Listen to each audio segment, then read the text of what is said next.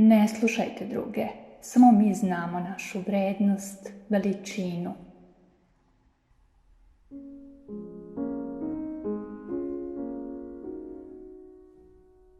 Pošto budućnosti nema, rešavajmo probleme sada.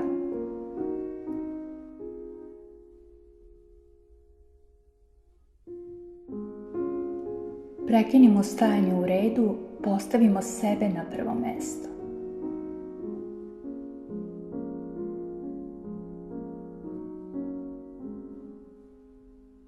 Naše najveće bogatstvo su naše misli, ako su naše.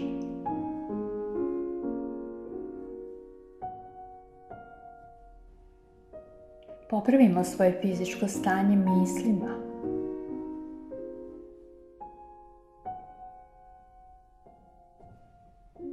Ne zavidi nikada nikom što može, jer možeš i ti.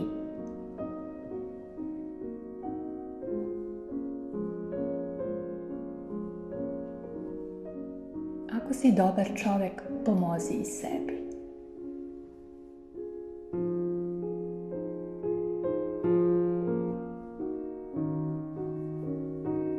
Ne povlači se u sebe, već idi napred, za sobom.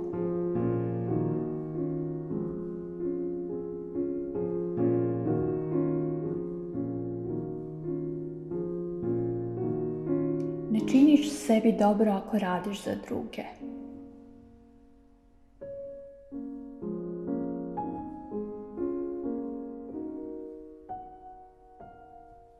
Zašto si sebe ostavio u samoći pored ovoliko ljudi?